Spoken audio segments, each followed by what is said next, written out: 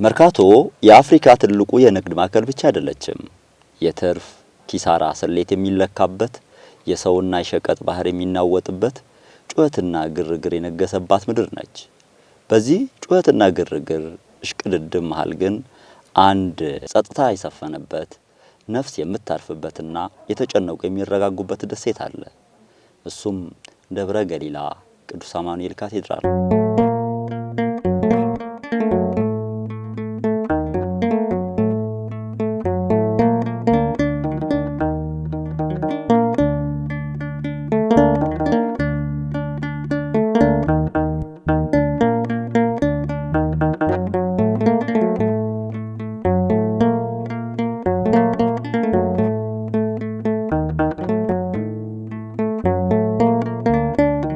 ቤተ ክርስቲያን ውለታው ብዙ ነው። ኑሮ ክንዱን ያበረታባቸው፣ ነገ ደርሶ ምን እበላለሁ ብሎ ለተጨነቁ ደብረ ገሊላ የቸርነት ማዕድ ነው። በመርካቶ ግርግር የጠፋች ነፍስ የምትገኘው እዚህ ነው። በገንዘብ ብዛት ያረካ ልብ፣ በኑሮ ውድድር የዛለ አእምሮ ደብረ ገሊላ ሲደርስ የእግዚአብሔርን ረዳትነት ያያል።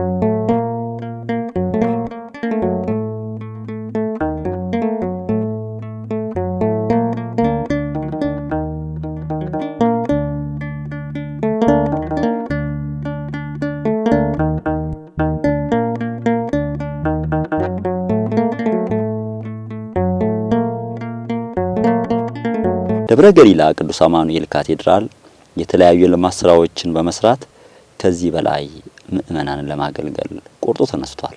አሁን እዚህ ቦታ ላይ የተጀመረው ህንጻ ቅንጦት አይደለም፣ አስፈላጊና አስፈላጊ ሆኖ ስለተገኘ ነው። አስፈላጊና አስፈላጊ ሆኖ ተገኘ ስለተባለ ደግሞ ወሬ ብቻ አይደለም፣ ስራ ይጠይቃል። ካህናቱ ልማት ይፈልጋሉ፣ ሰንበት ትምህርት ቤቱ ልማት ይፈልጋሉ፣ የአካባቢው ህዝብ ልማት ይፈልጋል። ልማት ናፍቆታል። ልማት የጀመርነው በኮቪድ ወቅት ነበረ። በጊዜው ቤተክርስቲያን እንደሚታወቀው በነበረው ህመም በሽታ ምክንያት ተዘግታ ነበር።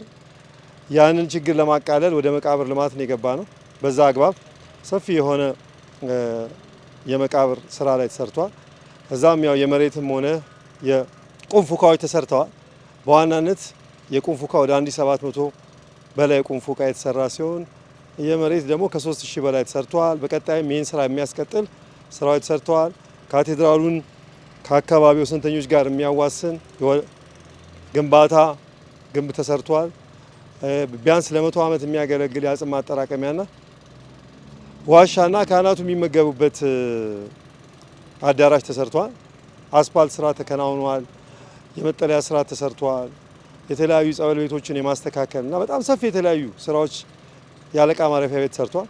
በቀጣይም እንግዲህ ካቴድራሉ ባለው የልማት እቅድ መሰረት የሰንበት ትምህርት ቤቱን ባለ 7 ወለል እና 11 ፎቅ ሁለገብ እንዲሁም ቀድሞ የነበረውን ትምህርት ቤት ከመዋለ ሕጻናት እስከ ሃይ ስኩል ድረስ የሚያሰራ የዲዛይን ስራ ሰበካ ጉባኤው አሰርቶ ለልማት ኮሚቴው አስረክቧል። በዛም አግባብ ሰበካ ጉባኤው ካለው ካስቀመጠው ጥሪት ላይ 20% 15 ሚሊዮን ብር ከፍሎ የግንባታው ስራ ተጀምሯል። መልካም እንግዲህ ይሄ የደብረ ገሊላ ቅዱስ አማኑኤል ካቴድራል የድረሱልኝ ጥሪ ነው።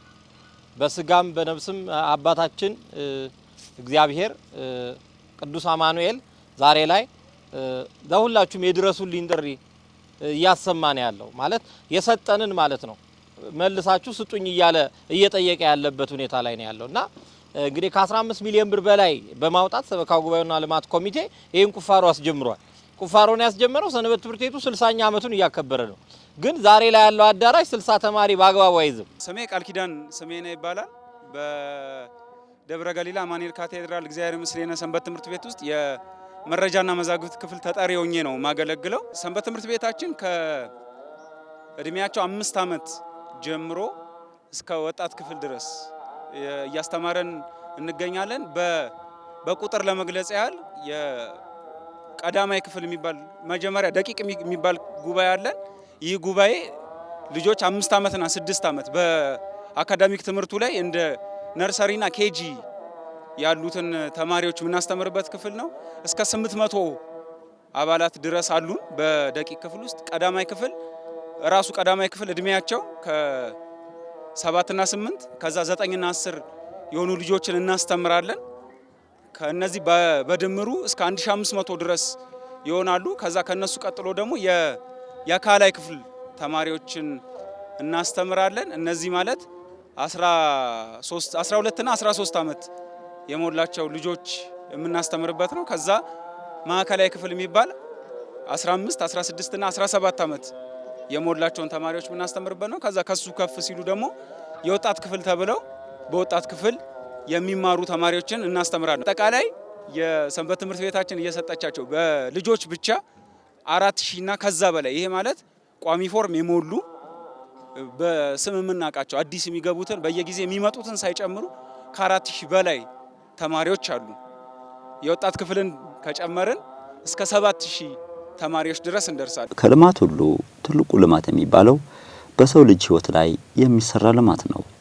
ቅድስት ቤተ ክርስቲያን የነገይቱን ቤተ ክርስቲያን ተረካቢ በሆኑ ልጆች ላይ መስራት አማራጭ የሌለው የማይጠረጠር ሀቅ ነው።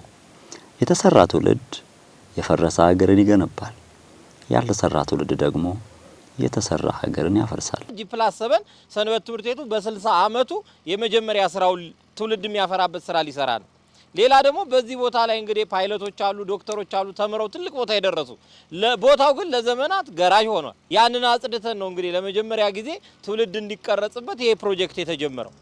ቤተክርስቲያን ብንሰራ ዛሬ የቤተክርስቲያኑ ቁጥር ጨምሯል፣ የአማኙ ቁጥር ግን ቀንሷል። ስለዚህ የተሰራ ትውልድ የፈረሰን ቤተክርስቲያን ይሰራል።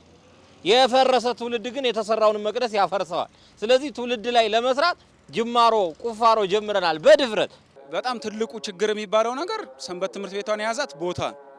ይህ ቦታ ከ30 ዓመት በላይ የሞላው አንድ አዳራሽ ነው ያለን። የሚገርማችሁ ከ600 በላይ ተማሪዎች ዌቲንግ ሊስት ላይ ያሉ፣ እኛ ተመዝግበው ቦታ ክፍት እስኪሆን የሚጠብቁ ዌቲንግ ሊስት ላይ ያሉ ተማሪዎች አሉ። ስሜ አዛራ ቴዎድሮስ ይባላል። በትምህርት ሰዓት የሚገጥመን አንዳንዴ ያለመሰማት ችግር፣ የሙቀት ችግር፣ የቦታ ችግር ነው። እኔ እንደሚመስለኝ ከሆነ ትምህርት ቤቱ ተሰርቶ ትልቅ ደረጃ ደርሶ እኛም ተዘና ብለን ተምረን ሳይሞቀን ሳንረበሽ እንዳይሰማን ሳይሆን ተሰምቶን በስነ ስርዓት ተምረን ወደ ቤታችን እንድንሄድ ነው የምፈልገው።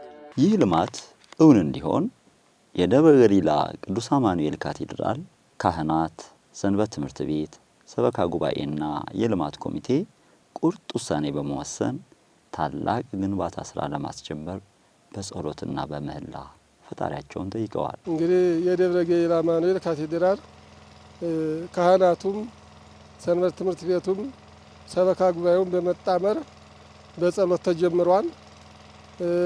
ካህናቱም የወር ደመወዛቸውን በመልቀቅ የልማት ፍላጎት ስላለው ሁልጊዜ የምንመኘው የምንፈልገው ሁልጊዜ የምንፈልገው ነገር ነበረ። ፈቃደ እግዚአብሔር ሆኖ በጸሎት ተጀምሮ እንግዲህ በምህላ በጸሎት ሰንበት ትምህርት ቤቱም ሰበካ ጉባኤ ማስተዳደሩም የደብሩ ካህናትም ልማት ኮሚቴውም አንድ ላይ በመሆን በጸሎት ተጀምሮ እዚህ ጋር ደርሷል። ሁላችሁም እንደምታውቁት ደብረ ገሊላ በመሃል ከተማ በሁለት ትላልቅ ገበያዎች መካከል ሆኖ ምንም አይነት ልማት ሳይሰራበት ለዘመናት የቆየ ሰፊ ግቢ ይዞ ግን ዳዋ በቅሎበት የነበረ ቦታ ነበር። አሁን የቅዱስ አማኑኤል ፈቃዱ ሆኖ ጊዜው ደርሶ ይሄንን ታሪክ ለመቀየር በርካታ ስራዎች ሲሰሩ ቆይተው በአሁኑ ሰዓት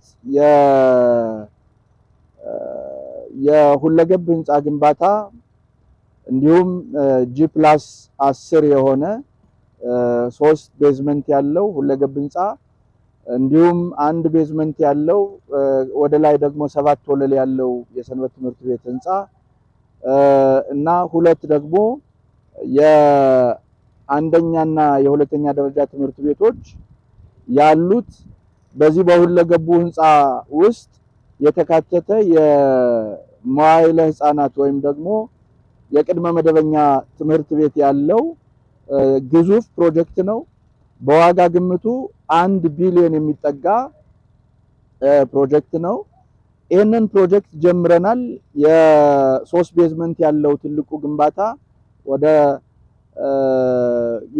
የቁፋሮ ስራው ተጠናቆ አሁን የፋውንዴሽን ስራ ለመጀመር በዝግጅት ላይ ነው ያለነው። ስሜ ኢንጂነር ኃይለ ኢየሱስ ማሩ እባላለሁ። የካቴድራሉ ሳይት መሐንዲስ ነኝ። ፕሮጀክቶቹ 4 ናቸው። ትምህርት ቤቶች አሉ። ትምህርት ቤቶቹ ከቅድመ አንደኛ ደረጃ ይጀምራል። መደበኛ ትምህርት ቤቶች አሉ እያለ ይቀጥላል። ከዛ በመቀጠል ደግሞ ትልቅ ግዙፍ የሆነ ቅይጥ ህንጻ አለ ወይም ደግሞ ሁለገብ ህንጻ የምንለው በጣም ግዙፍ ፕሮጀክት አለ። ከዛ በመቀጠል ደግሞ የሰንበት ትምህርት ቤቱ ትልቅ ህንጻ አለ እንደዚሁ ማለት ነው። በመጀመሪያ እንግዲህ የሚሰራው አይታችሁ ሊሆን ይችላል ሳይቱ ላይ የተጀመረው የሁለገብ ህንጻውና በመቀጠል ደግሞ የሰንበት ትምህርት ቤቱ ነው። ስለዚህ እነዚህ ፕሮጀክቶች ከጀመርን በኋላ በሂደት ወደ ትምህርት ቤቶቹ እንሄዳለን ማለት ነው። መላከመዊ ቆሞስ አባ ገብረስላሴ የደብረ ገሊላ ቅዱስ አማኑኤል ካቴድራል ዋና አስተዳዳሪ በፍጹም እምነት ቅዱስ አማኑኤልን በመተማመን ፕሮጀክቱን ማስጀመራቸውን ይናገራሉ። እውነት ነው። ቅዱስ አማኑኤል ለክብር ያላበቃው ማን አለ? ለምኖ ያላረፈ ማን አለ? ቅዱስ አማኑኤል ልጆቹን በክብር ላይ ክብር በሞገስ ላይ ሞገስ መጨመርን ያውቅበታል። ዛሬም የአማኑኤል በረከት ይናፈቃችሁ ከደጁ መታችሁ ለነፍሳችሁ እረፍት ማግኘት የምትሹ ከቅዱስ አማኑኤል ማዕድ ለመካፈል የምትፈልጉ ኑ፣ አማኑኤል እጁ ዛሬም እንደተዘረጋ ነው። በቅፉ ግቡ፣ የዘላለምን እረፍት ታገኙ ይላሉ። ያው ቁስል ሲነኩት ያማል። እኔ ግን ደፍሬ ወይ ሐኪም ልሆን እችላለሁ። ያንን ቁስል ማድረቅ የምችል ሊሆን ስለሚችል ቀጥታ ገልጬ ነው የምናገረው። እኔ ልማት ወይንም ህንጻ ግንባታ ሲባል የቅንጦት እንዳይመስላችሁ። አሁን እዚህ ቦታ ላይ የተጀመረው ህንጻ ቅንጦት አይደለም፣ አስፈላጊና አስፈላጊ ሆኖ ስለተገኘ ነው። አስፈላጊና አስፈላጊ ሆኖ ተገኘ ስለተባለ ደግሞ ወሬ ብቻ አይደለም፣ ስራ ይጠይቃል። በዚህ በተቆፈረበት በኩል ሄዳችሁ አይታችሁት ከሆነ ካህናቱ ልማት ይፈልጋሉ፣ ሰንበት ትምህርት ቤቱ ልማት ይፈልጋሉ፣ የአካባቢው ህዝብ ልማት ይፈልጋል። ልማት ናፍቆታል፣ ፎቅ ማየት ናፍቆታል፣ ትምህርት ቤት ናፍቆታል። አካባቢው ቦታ ግን አለ፣ ሁሉም ነገር አለ። ገንዘብ የላቸው።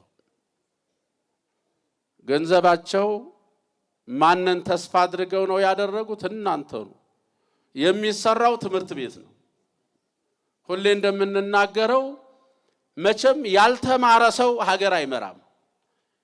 ያልተማረ ሰው ቤተክርስቲያን አያገለግልም፣ ቤተክርስቲያንን አይረከብም። ስለዚህ የሚቀጥለው ዘመን ደግሞ በጣም ከባድ ስለሚሆን መማር ስለሚጠይቅ ማወቅን መመራመርን ስለሚጠይቅ ልጆቻችን ቤተክርስቲያናቸው ለመጠበቅ ግድ መማር አለባቸው። ስለዚህ እዚህ ቦታ ላይ የሰንበት ትምህርት ቤት የትም ቦታ ያላየሁት የትም ደብር ብዙ ቦታ አስተዳደር ያለው እኔ ብዙ ቦታ አገልግያለሁ። በቁጥር ብዛት የሚገኝበት ካቴድራል ነው ሰንበት ትምህርት ቤቱ። በጣም ታላላቅ የተማሩ ልጆች አሉበት። ለመመዝገብ ተማሪዎች እየመጡ ቦታ እየጠፋ እየተመለሱ ያለበት ካቴድራል ነው። እያለው የሌለው የሚበላ ነገር እያለው እየራበው ያለ ካቴድራል ነው። ስሙን ብቻ ተሸክሞ የሚንገዳገድ ማለት ነው። መርካቶ መሃል ላይ ቁጭ ብሎ እንዴ! አሁን በጣም ቆጭቷቸው ወደ 13 ሜትር ወደ መሬት ተቆፍሯል። ወደ ስር አሁን እስር ውሃ መንጭቷል። ከዚያ ከውሃው በላይ ያለ አፈር ነው። ግድግዳው ላይ ከአፈሩ በላይ ገረጋንቴ ነው። ከላዩ ላይ ሲሚንቶ የተሰራው አስፋልት ነው።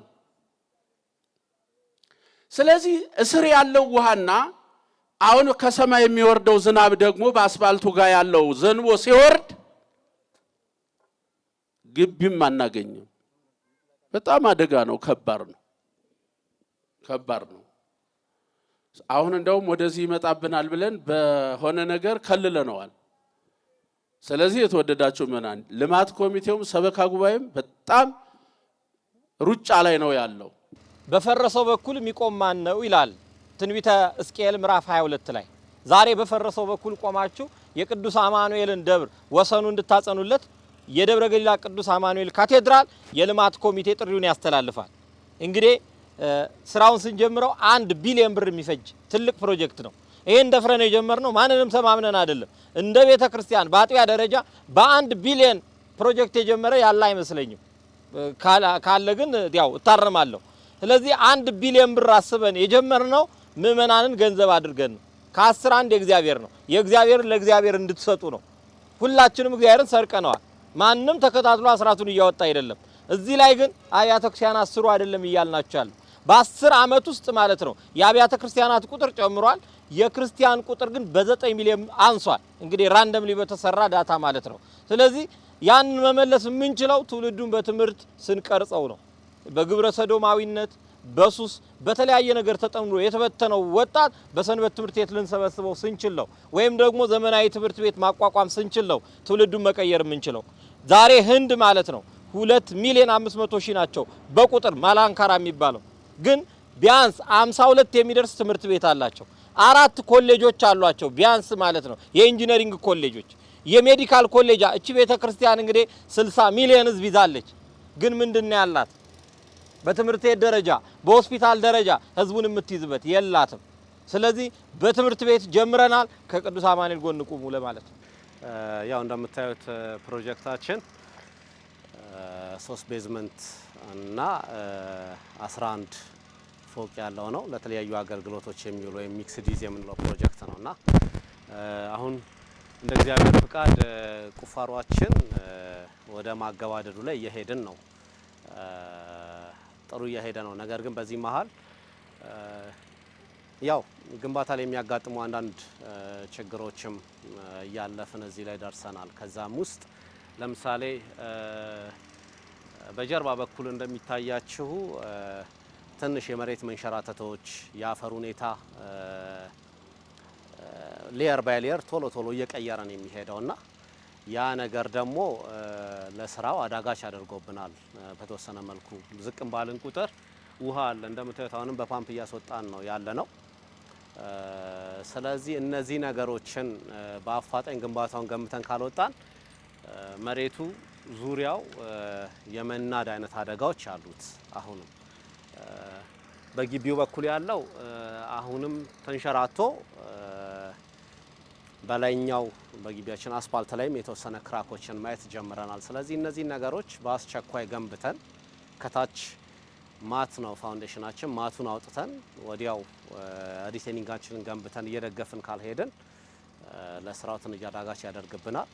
ስለዚህ ያቅማችንን ሁላችንም በሙያም በጉልበትም በገንዘብም ኮንትሪቢዩት እያደረግን በአፋጣኝ ገንብተ ነው ካልወጣን ትንሽ አስቸጋሪ የመሆን ሁኔታ ይኖረዋል።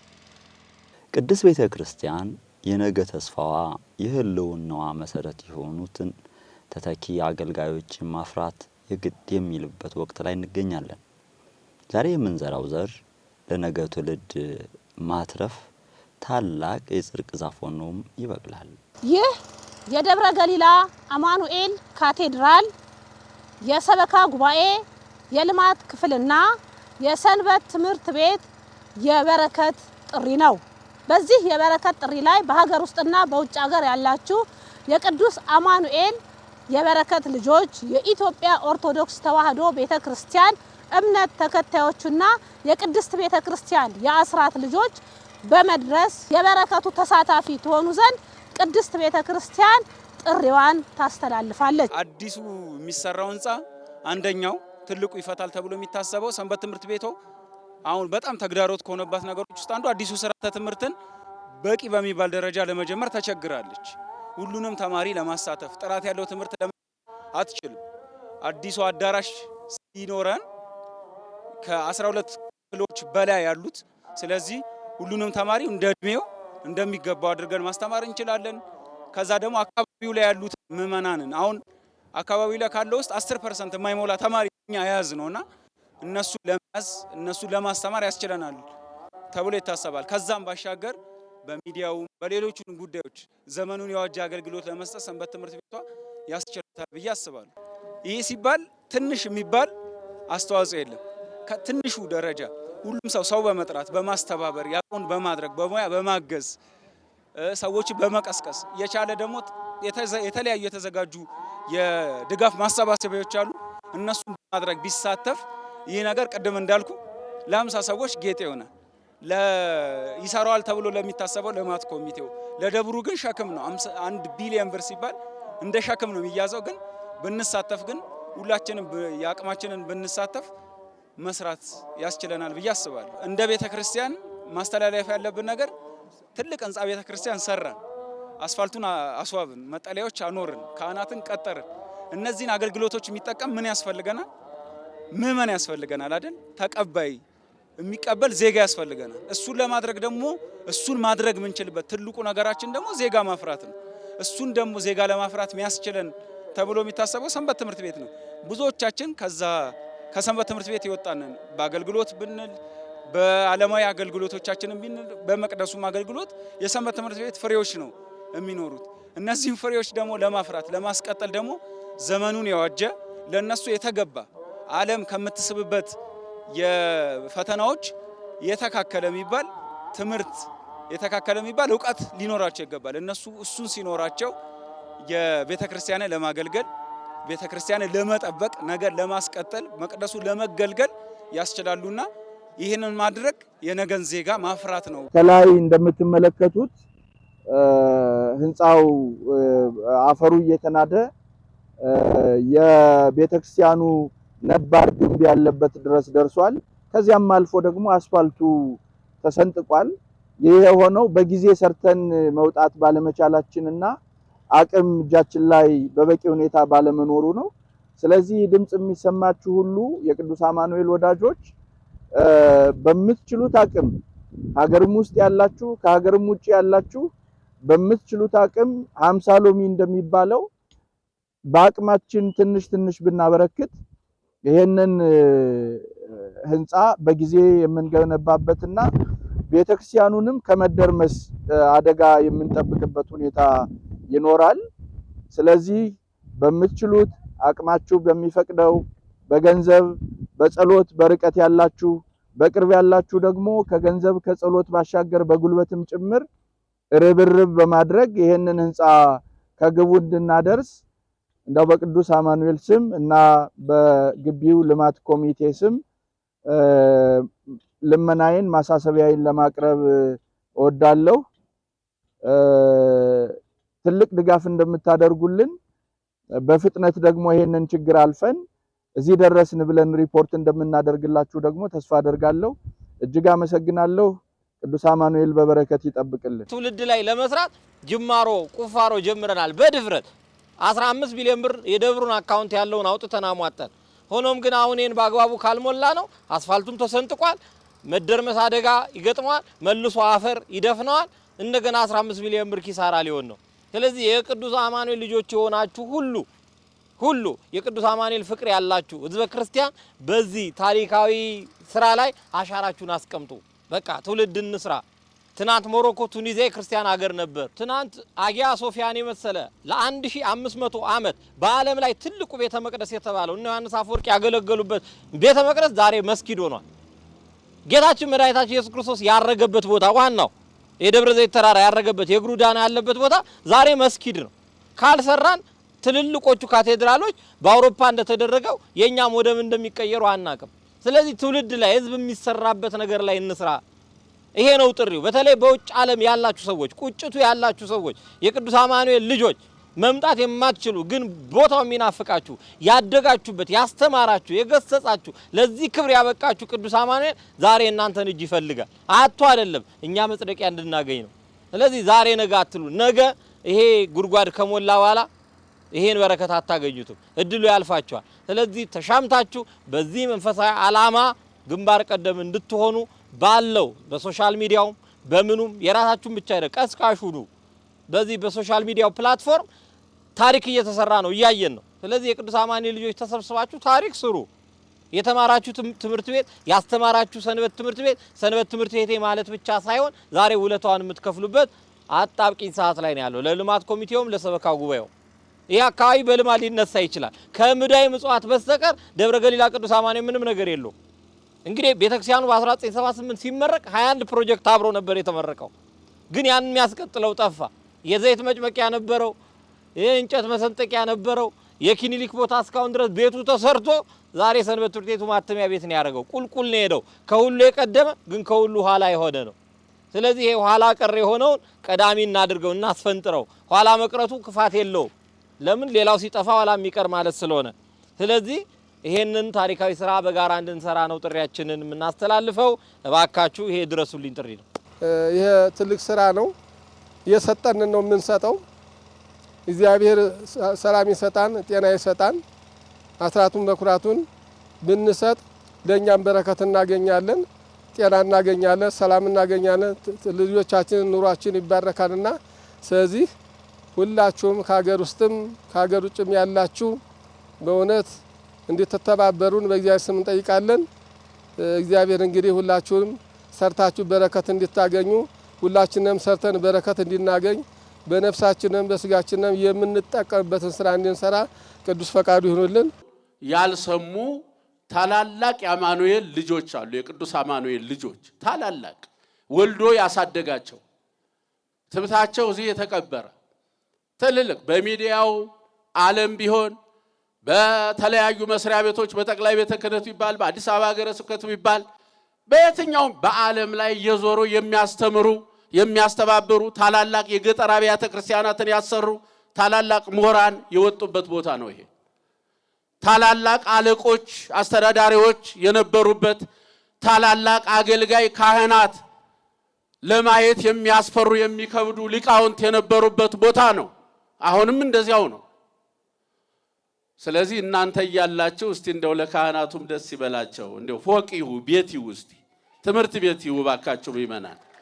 አይው የገባው እልል ይላል። አያችሁ እልል በል ሳይሉት እልል ይላል የገባው። እናንተ በአማረ ቤት ተቀምጣችሁ በእልፊት አዳራሽ ተቀምጣችሁ ካህናቱ ሁል ጊዜ ሳጥን አስቀምጠው አሮጌ ሳጥን ያንን ተስፋ አድርገው ነው የሚኖሩት። እንዴ ራሷን መቻል አለባት ቤተክርስቲያን። እስከ መቼ ነው ሳጥን እየቆጠረች የምትኖረው?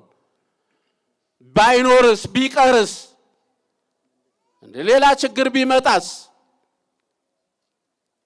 ሌላ እኮ የላቸውም እኮ የካህናቱ እኮ ራታቸው ምሳቸው ሁለንተናቸው እኮ እናንተ ምእመናን ናችሁ እኮ።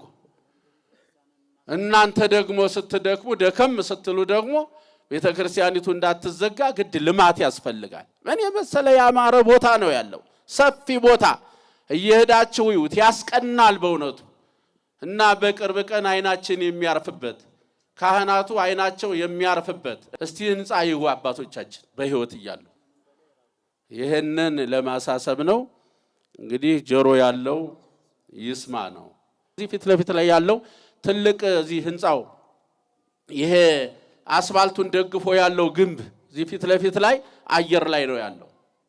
አየር ላይ ነው ያለው። አሁን እሱ ሄደ ማለት እዚህ ፊት ለፊት ላይ ያለው ይሄ በአክሲዮን በሰንበት የማይበራት ይሄ ትልቅ ህንጻ ያሰጋኛል እኔ። ስለዚህ እዚያም ያላችሁ ሰዎች ቶሎ ብላችሁ አደጋ ችግር ከመድረሱ በፊት ቦታውን አይታችሁ ከኛ ጋር ተነጋግራችሁ የሆነ መፍትሄ እንድንፈልግ ላሳስባችሁ ወዳለሁ። እግዚአብሔር ከሁላችን ጋር ይሁን። ነገ ተነገ በስቲያ ስትመጡ ሲሆን አንድ ሁለት ሶስት ሰዎች አንድ ብረት አንድ መኪና እንኳን አንድ መኪና 120 ሺህ ብር ነው። አንድ መኪና እንኳን እግዚአብሔር የጀመርኩትን ካስፈጸመኝ አደርጋለሁ የሚል ሰው እንዲመጣ እንፈልጋለን። ስለዚህ አስቡበት። የቤት ስራ ሰጥቻችኋለሁ። ከቤተሰቦቻችሁ ጋር ተነጋገሩ።